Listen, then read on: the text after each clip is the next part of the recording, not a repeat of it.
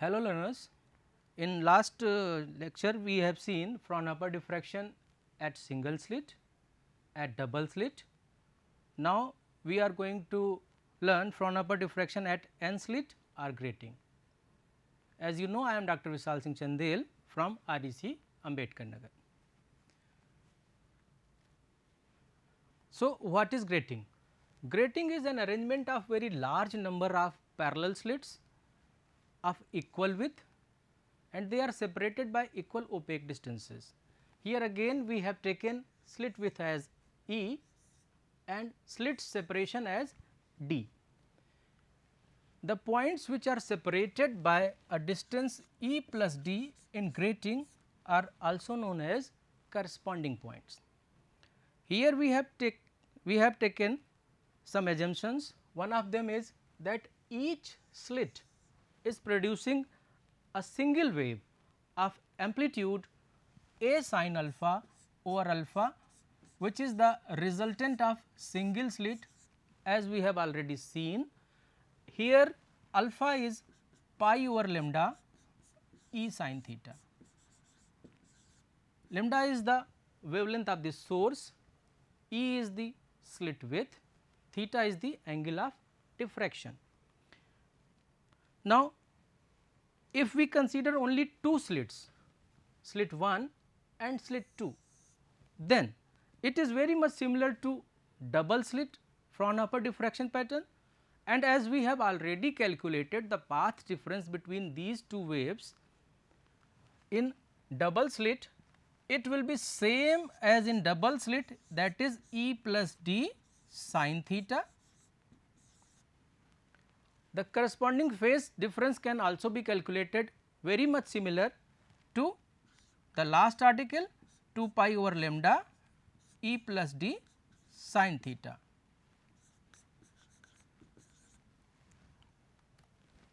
So, the path difference is known, the phase difference is known, and it is same for consecutive slits or consecutive waves.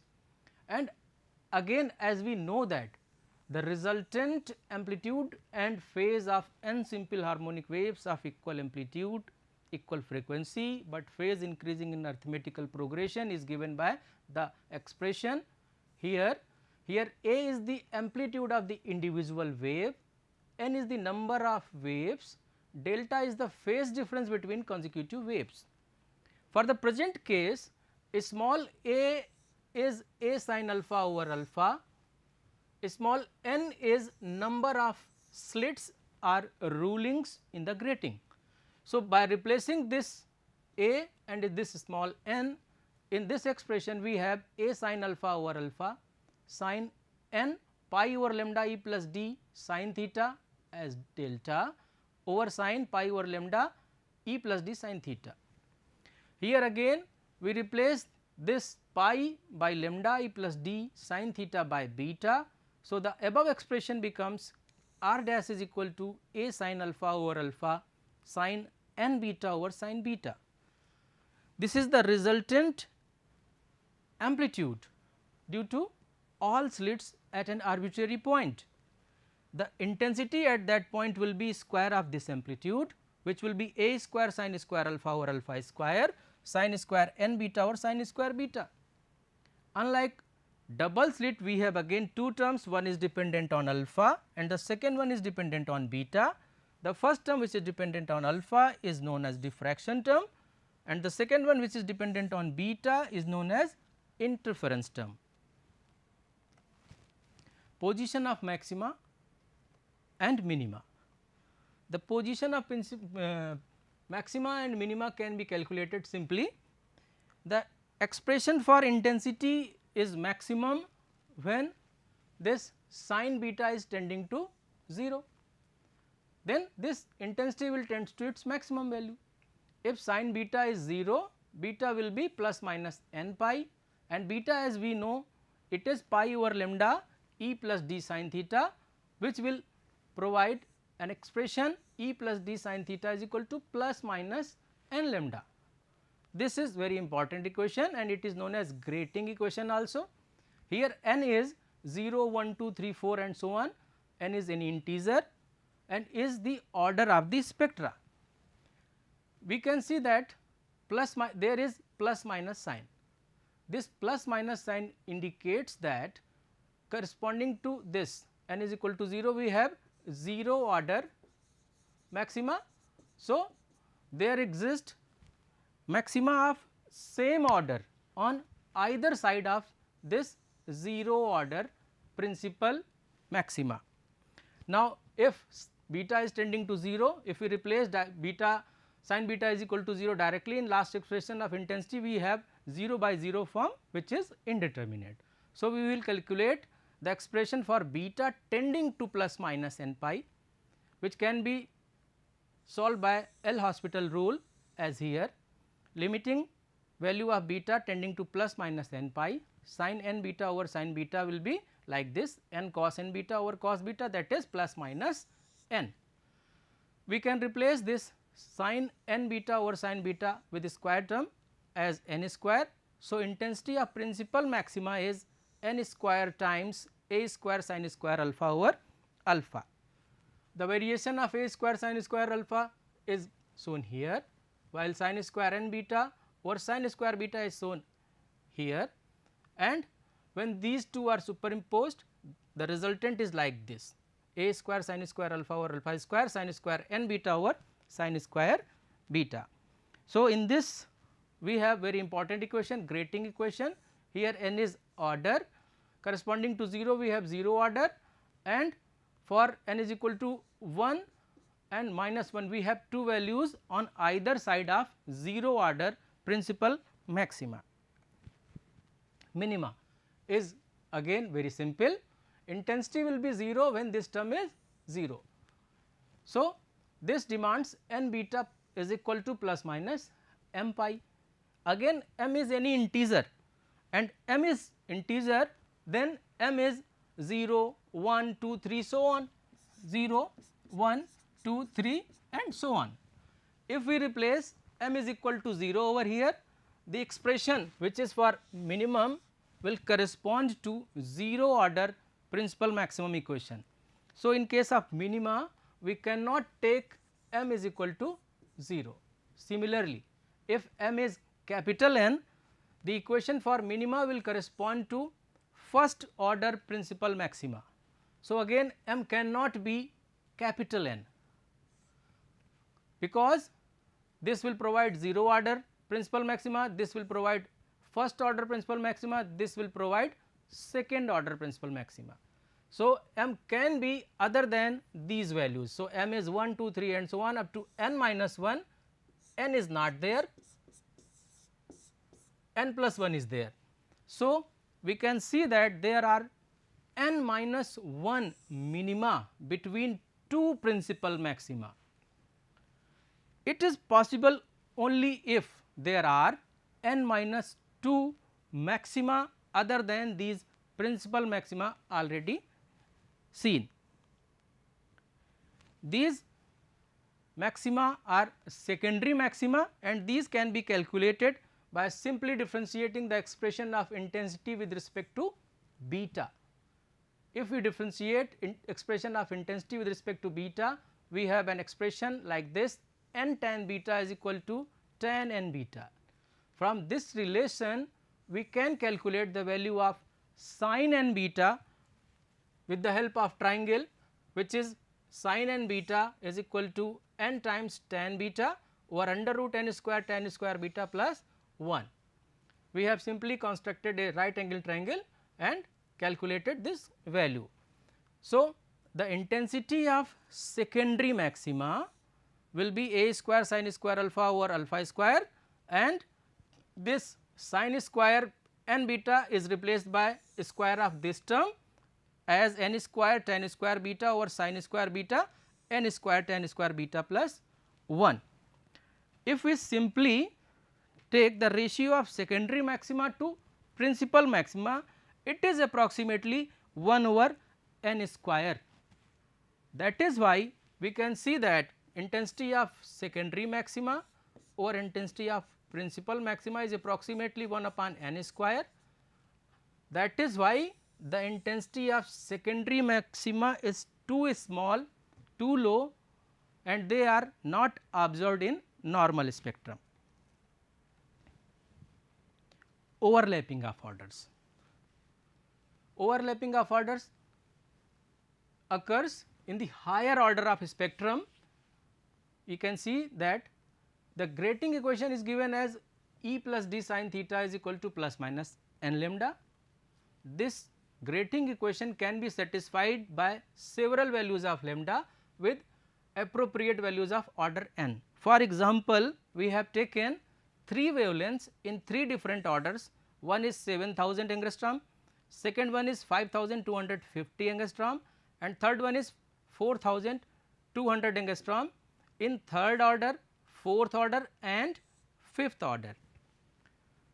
When we apply grating equation for these wavelengths, we can see that the angle of diffraction for all wavelengths in different orders is same.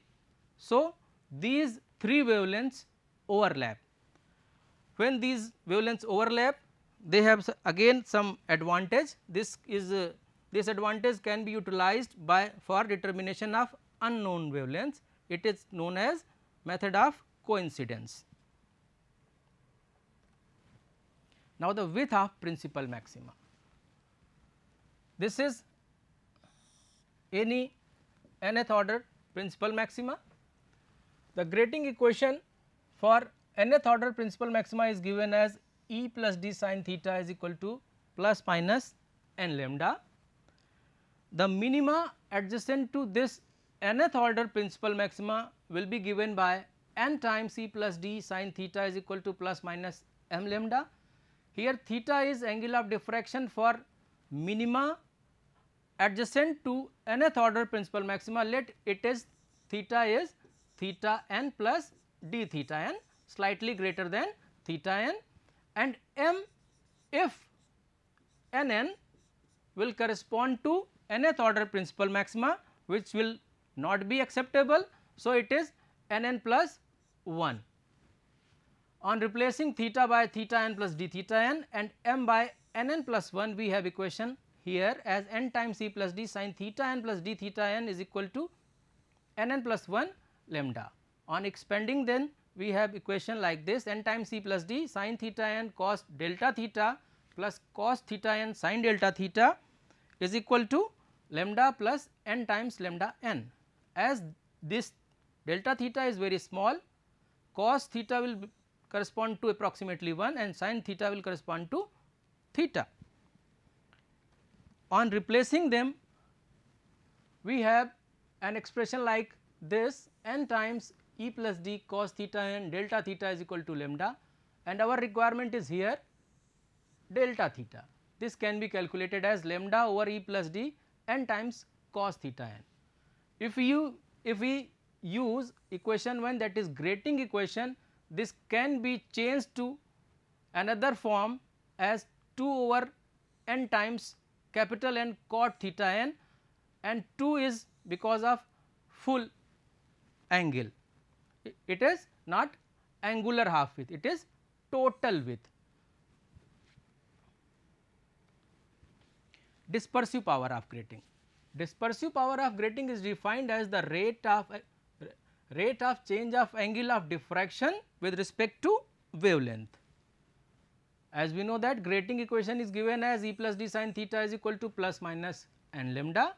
We can simply differentiate this expression with respect to lambda, and we have d theta by d lambda as n over E plus d cos theta.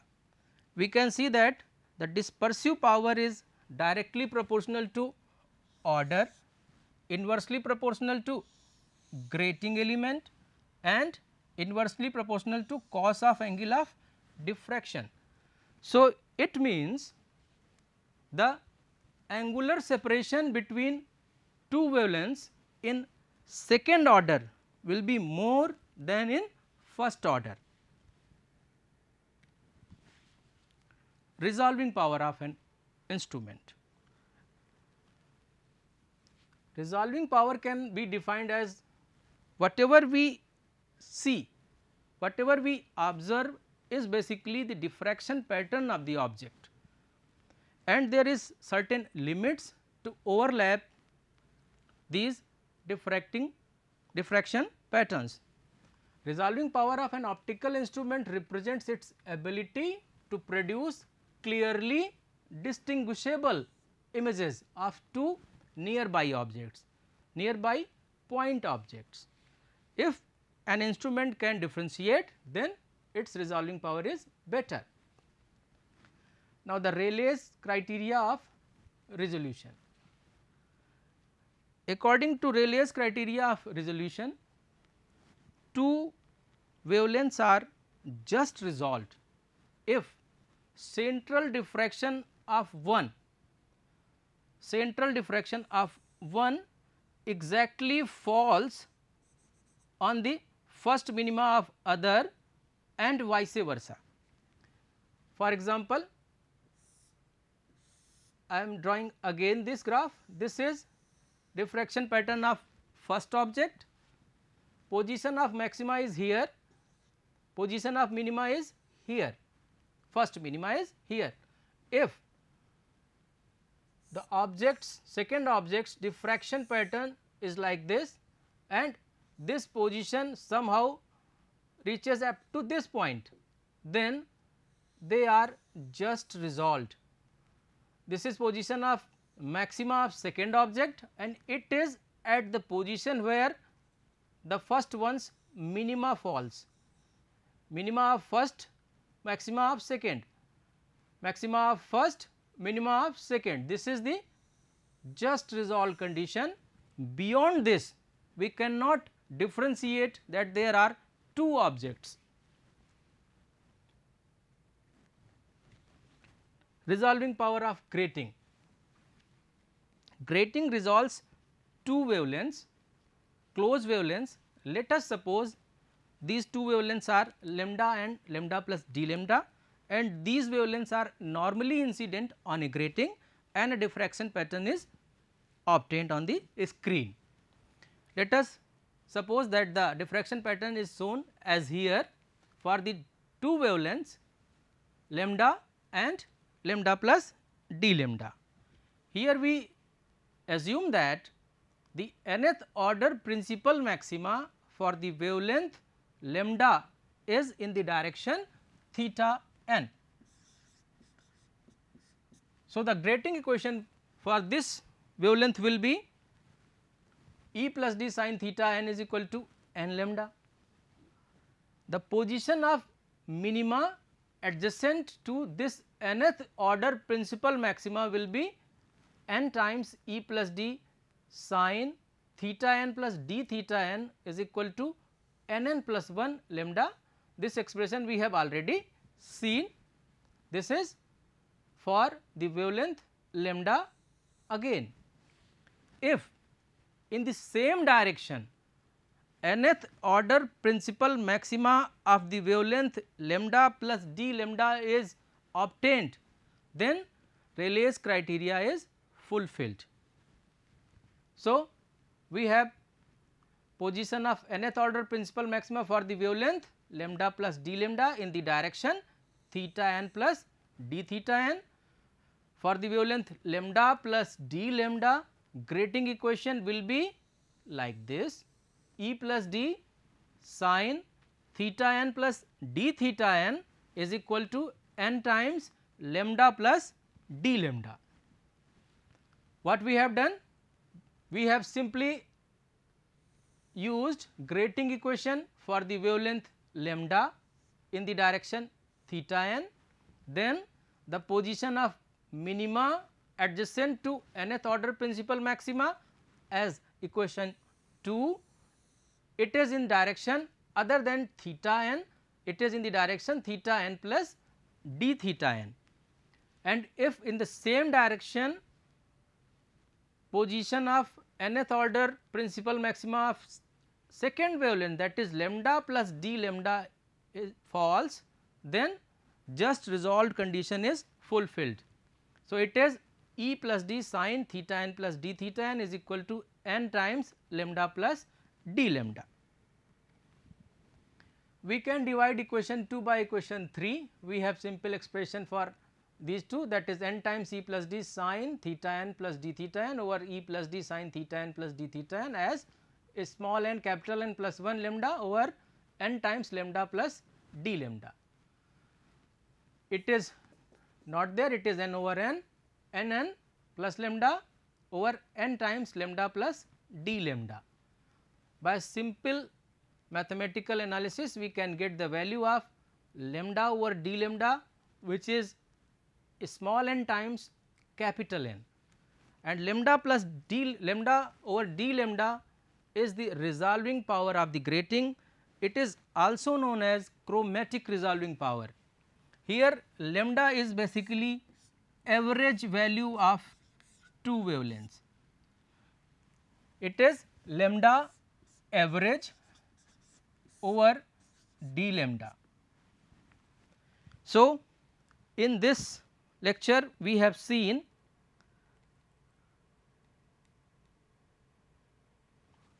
grating. Grating is nothing but the arrangement of very large number of parallel slits of equal width separated by equal opaque distances.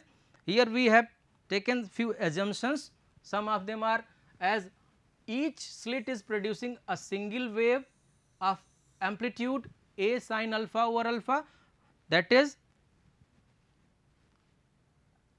a sin alpha over alpha with alpha as pi over lambda e sin theta, and if we consider two slits, it is similar to Fraunhofer diffraction at double slit, and the path difference between these two slits, between these two waves is e plus d sin theta as in double slit. The corresponding phase difference between these two waves will be 2 pi over lambda e plus d sin theta. Here we have used a term e plus d, it is also known as grating element, and the points which are separated by a distance e plus d in grating are known as corresponding points. Then this data was directly used in this expression as r is equal to a sin n delta by 2 over sin delta by 2. For this we have already assumed that this small a is nothing but the resultant amplitude due to each slit, that is a sin alpha over alpha. A small n, that is number of waves, here is number of slits or rulings, that is capital N, and delta we have calculated from the geometry as 2 pi over lambda e plus d sin theta. On replacing these parameters, we have expression like this as I is equal to a square sin square alpha over alpha square sin square n beta over sin square beta. Again two terms will correspond to diffraction term and interference term. The first term which is dependent on alpha is diffraction term, the second term which is dependent on beta is known as interference term. Position of maxima and minima, first we have calculated principal maxima which was corresponding to sin beta tending to 0, that is sin beta is equal to 0, beta is equal to plus minus n pi, which will give you a equation like this e plus d sin theta is equal to plus minus n lambda. This is very important equation, grating equation. Here n is order of the spectra. For n is equal to 0 we have 0 order spectra. Here we can one can see that if n is equal to 0 and we have polychromatic light, the angle of diffraction for all the wavelengths will be same, that is there is no spectra in 0 order, and the plus minus sign indicates that there are two spectra of same order on either side of principal maxima. That is why in grating multiple spectra are formed.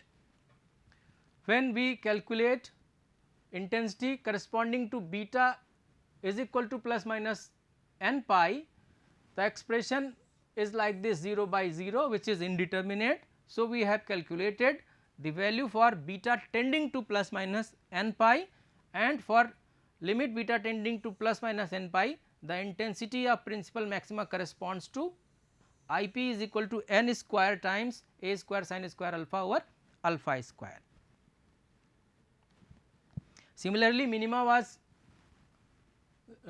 calculated, that if this term is 0, which was n beta is equal to plus minus m pi, and m was any integer, but m cannot take values 0, capital N, 2 n, 3 n and so on, because if m is 0 it will correspond to 0 order principal maxima, if m is capital N it will correspond to first order principal maxima and so on. So, we have discarded these two values, which has given us a new idea that there are n minus 1 minima between these two principal maxima, and it is possible only if there are n minus 2 maxima other than principal maxima we have discussed.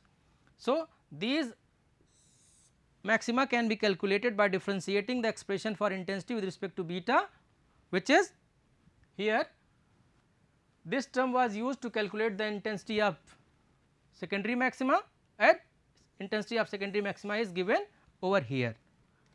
Then we have seen overlapping of orders, which was very simple, with a principal maxima, dispersive power of grating and resolving power. In resolving power we have seen that resolving power of grating is very large. Why? Because of this small n and capital N. Capital N in case of grating, in normal grating, it is approximately 15,000 per inch. That is why resolving power of grating is very large compared to other devices used in lab, that is prism, etc. Thank you, learners.